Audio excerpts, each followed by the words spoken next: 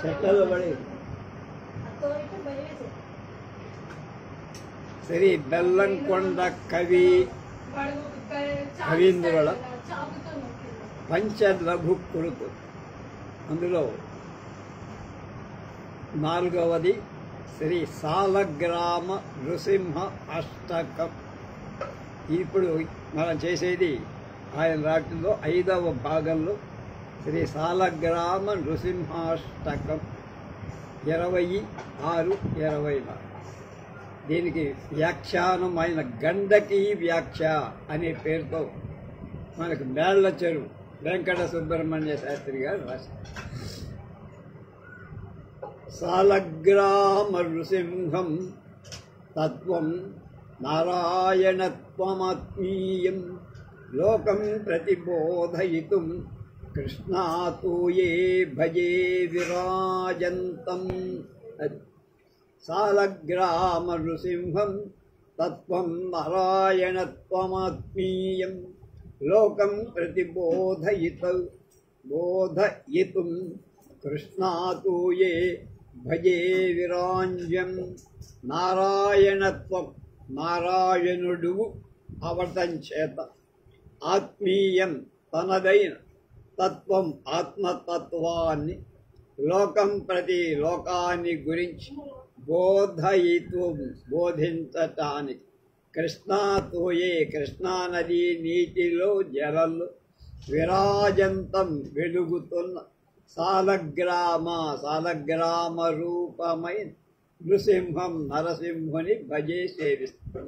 కృష్ణానదిలో నృసింహ సాలగ్రామం దొరుకుతాయట, అది అని చెప్పి తన నారాయణ తత్వాన్ని లోకానికి, నారం అంటే నీరు, జ్ఞానం 2 అర్థాలు కనుక లోకానికి బోధించటం కోసమా అన్నట్లుగా కృష్ణానదిలో ఉన్న నరసింహ సాలగ్రామమూర్తిని సేవిస్తా.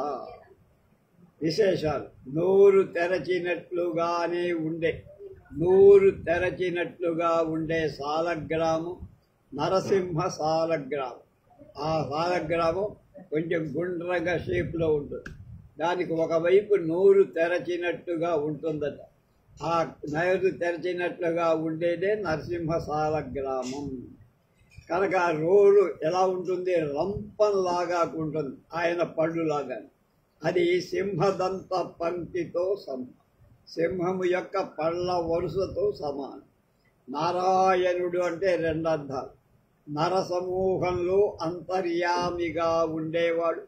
నారం అంటే జలం, జలంలో ఉండేవాడు అంటే పాల కడలి మీద.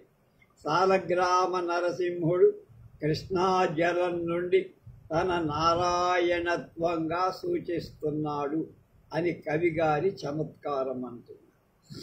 సాలగ్రామ నృసింహం కృష్ణాతోయేంబుజే రసం సంతం ఔత్సుక్యాదశ్రాంతం వందే నిత్యం ద్విరేఫవద్యంతం.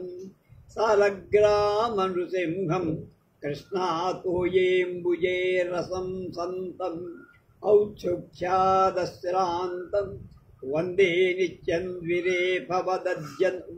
ద్విరేఫవత్ అంతం వద్యంతం. కృష్ణాతోయే కృష్ణ నీరు అని, అంబుజే కమలంలో, సంతం ఉన్నటువంటి అంటే అందులోనే ఉన్నటువంటి, రసం రసాన్ని, మాధురిమను మధురిమ అంటే మాధురిమాని, అశ్రాంతం నిరంతరంగా, ఔత్సుక్యాత్ కుతూహలం వల్ల, ద్విరేఫవత్ ద్విరేఫం అంటే 2 రెక్కలు ఉండేటువంటి తుమ్మెదల యంతం పొందుతున్న సాలగ్రామ రూపమైన నృసింహం నరసింహుణ్ణి నిత్యం ఎప్పుడు వందే నమస్కరిస్తాను. కృష్ణ నీరు అనే కమలంలో ఉన్నటువంటి మకరందాన్ని నిత్యం తాగేటువంటి తుమ్మెదలా ఉన్న నరసింహ సాలగ్రామానికి నమస్కారం. విశేషాలు. సాలగ్రామం నలుపుగా ఉంటుంది కనుక తుమ్మెదతో పోల్చబడి. మా మామయ్య గారింట్లో ఒక చిన్న పెట్ట ఉండేది, మేనమామ గారింట్లో. ఆ తాతగారు అంటే మా అమ్మ బాబాయి, మా మావయ్య, ఆ తర్వాత వాళ్ళ అబ్బాయి కూడా ఈ సాలగ్రామ అర్చన చేస్తూ ఉండేది. కృష్ణా నీరాన్ని కమలంగా పోల్చటం విలక్షణం. కృష్ణా నది నీటిని కవిగారు బెల్లంకొండ రామరాయ కవిగారు కమలంగా పోల్చాడు. ఎవడు పోల్చారో నాకు తెలిసిన. నీటిలోని మాధుర్యం మకరందంలాగా ఉంది అని చెప్పాడు, తేనెలాగా. అలా కూడా గొప్ప విషయం. లేదా అంబుజంలో అంటే పద్మంలో ఉన్న రసాన్ని తుమ్మెదలాగా, కృష్ణా నదిలోని నీటిలోని మాధుర్యాన్ని నేను ఆస్వాదిస్తున్నానని కవిగారు భావించారు. తర్వాత 3వ శ్లోకం. సాలగ్రామ నృసింహం గర్భీకృత చక్రమండలం నీలం కృష్ణాతటినీ లోలం వందేహం భక్తభూతి కృల్లీలం. సాలగ్రామ నృసింహం గర్భీకృత చక్రమండలం నీలం కృష్ణాతటినీ లోలం వందేహం భక్తభూతి కృల్లీలం. గర్భీకృత అంటే గర్భభాగంగా చెయ్యబడి, చక్ర మండలం చక్ర వృత్తం కలిగినటువంటి గుండ్రంగా ఉన్న నీలం నల్లనిదైన కృష్ణాతటిని, కృష్ణానది నీరు కూడా నల్లగానే ఉంటుంది, పేరు కూడా అందుకనే. లోలం ఆసక్తి కలది, లేక ఓలలాడేది, అటు ఇటు ఊగేది. భక్తుల భూతి ఐశ్వర్యాన్ని కృత్ చేసే లీలం విలాసం కలది అయిన సాలగ్రామ నృసింహం, నృసింహ సాలగ్రామాన్ని అహం నేను అంటే బెల్లంకొండ కవిరాయ గారు అన్నారంటే మనం కూడా అని అర్థం. వందే నమస్కరిస్తున్నా. గర్భంలో చక్రవృత్తాన్ని ధరించిందై కృష్ణలో అటు ఇటు కదిలే ఓలలాడేటువంటి సాలగ్రామ నరసింహం భక్తులకు ఐశ్వర్యప్రదాయకంగా ఉంటుంది. అలాంటి నరసింహుడికి నమస్కారం. సాలగ్రామాలకు మధ్యలో అడ్డుగా రంధ్రం ఉంటుంది. ఆ రంధ్రంలో చక్రం లాంటి ఒక గుర్తు చిహ్నం ఉంటుంది. దాన్ని బట్టే అది సాలగ్రామం అని గుర్తించాలి. అంతేకాని అన్ని రాళ్ళు నీలంగా ఉంటే సాలగ్రామం కాదు. అలాంటి చిహ్నాలు బంగారు రంగుతో ఉంటాయి.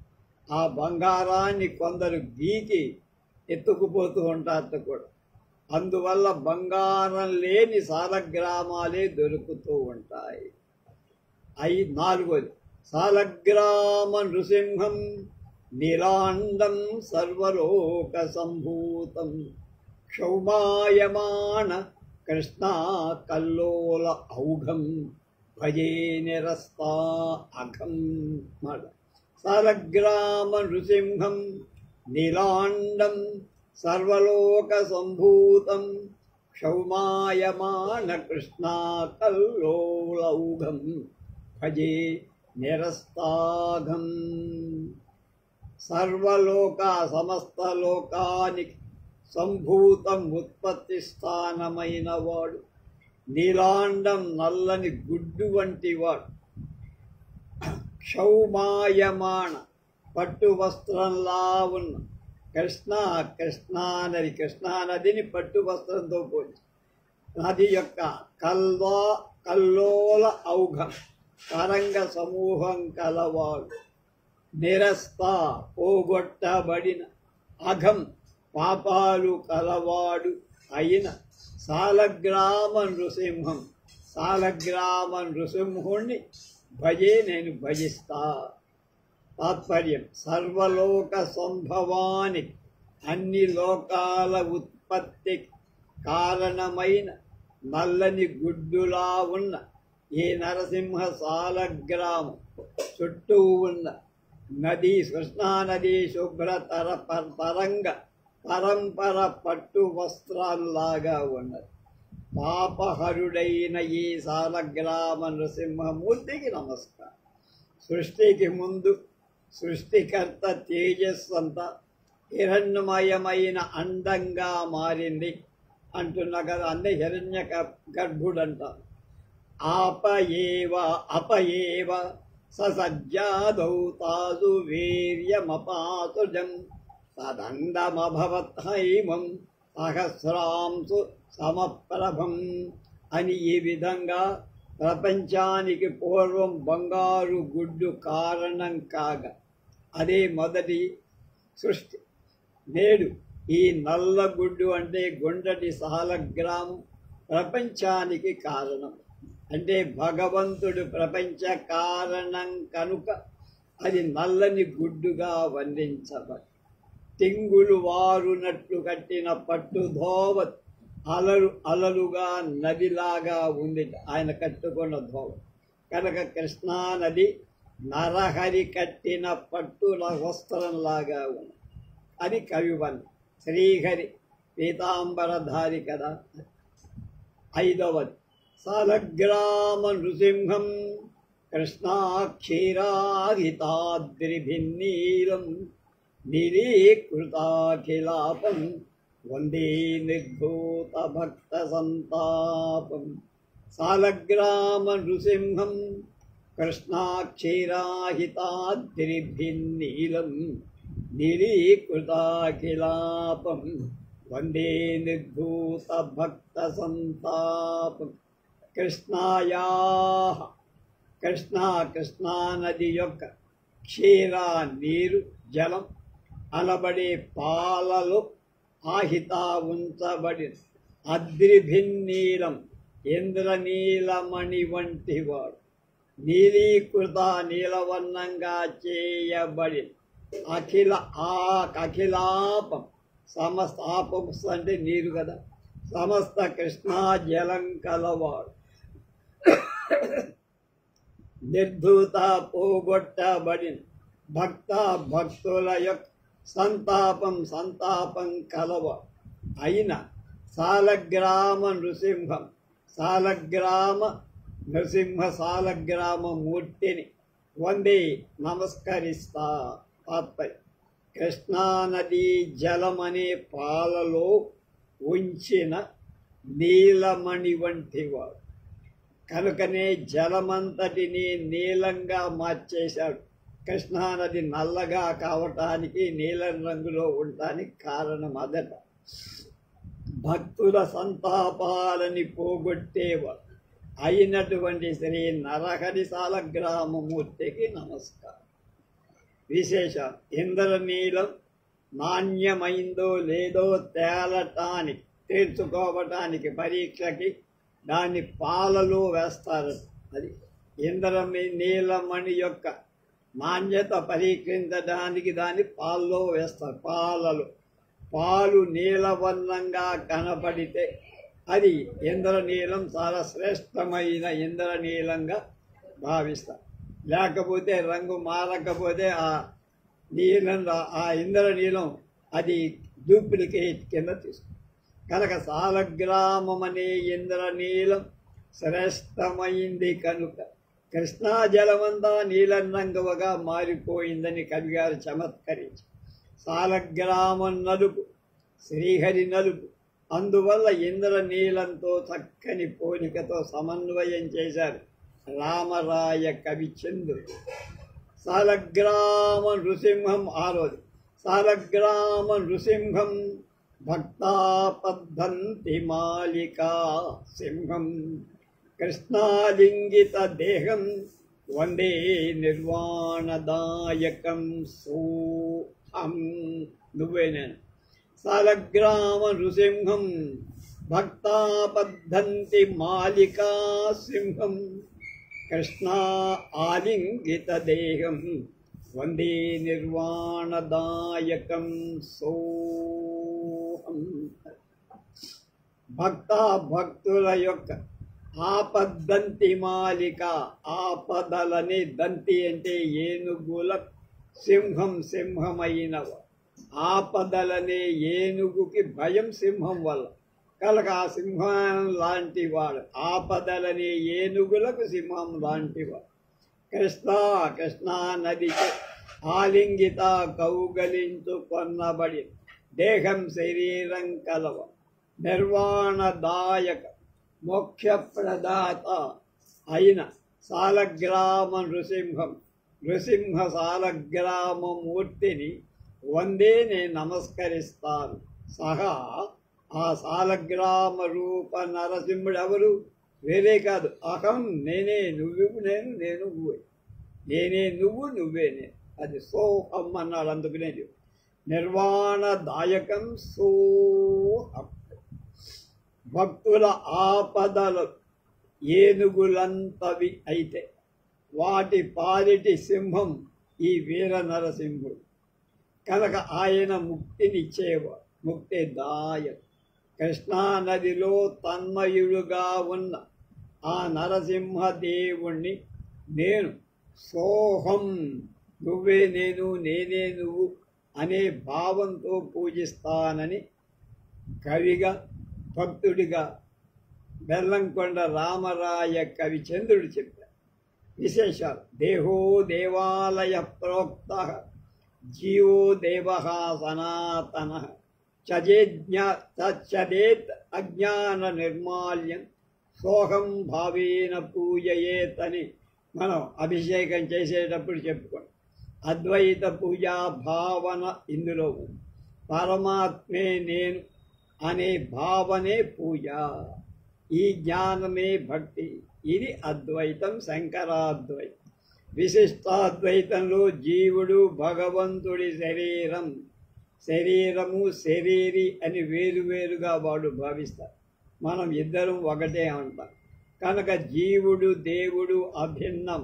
ఈ విధంగా సోహం భావాన్ని చెప్పారు అపర శంకరాచార్యులు అనబడి, అపర విద్యారణ్యులు అనబడి ఈయన బెల్లంకొండ రామరాయ కవిచంద్రుడు. 7వ శ్లోకం.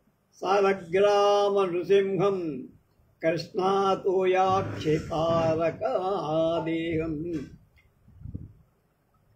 మోక్షశ్రీమణిగేహం వందే నిర్ధూత భక్త సమ్మోహం. సాలగ్రామ నృసింహం కృష్ణాతోయాక్షితారకాదేహం మోక్షశ్రీగణిగేహం వందే నిర్ధూత భక్త సమ్మోహం. కృష్ణాతోయ, కృష్ణా జలం అని అక్షి కంటితో, కృష్ణా జలాన్ని కంటితో పోల్చారు. తారక అందులో నల్లగుడ్డు వంటి దేహం శరీరం కలవాడు.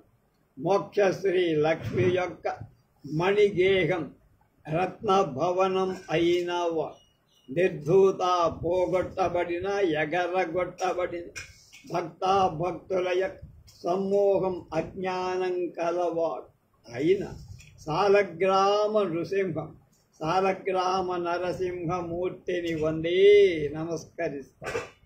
శుభ్రమైన కృష్ణా జలంలో ఉన్న నరసింహ సాలగ్రామం తెల్లని కంటిలో నల్ల గుడ్డులాగా అనిపించింది కవగారి. మోక్షలక్ష్మి మణి భవనం, మణులతో నిర్మించిన భవనం లాంటిది అయిన భక్త మోహవరుడైన ఆ నృసింహస్వామికి నమస్కారం. విశేష ఉపనిషత్తులలో అక్షి పురుషోపాసన ఉంది. కళ్ళతో పురుషోపాసన అంటే సేవ. అంటే కంటిలో మనకు కనపడే చైతన్య కళే ప్రత్యేగాత్మ. ఆయన నువ్వే నేను అనే సోహం భావనతో ఉపాసన చేయటం అక్షి పురుష ఉపాసన అంటారని మేళ్ల చెరువు వారు చెప్తారు. కృష్ణాజలంలో ఉన్న సాలగ్రామం నేత్రంలోని నల్లగుడ్డులాగా, నల్లగుడ్డులాగే కళ్ళేం కనపడు. సాలగ్రామ అధిష్టాన పురుషుడు అక్షి పురుషుడు అని చెప్పకుండా చెప్పడం వ్యంగ్యం అంటారు. అలాంటి అక్షి పురుషుడే మోక్షలక్ష్మికి స్థానం నిలయం. ఆయనతో అభేద జ్ఞానం మోక్షమే కదా. ఆయన వేరు నేను వేరు కాదు, నేనే ఆయన ఆయన. దీనితో జీవుడు వేరు బ్రహ్మం వేరు అనే మోహమంతా నశిస్తాయి. ఇలా ఈ శ్లోకానికి విశేషంగా ఉన్నాయి అర్థాలు అని. 8వది దాదాపు చివరి.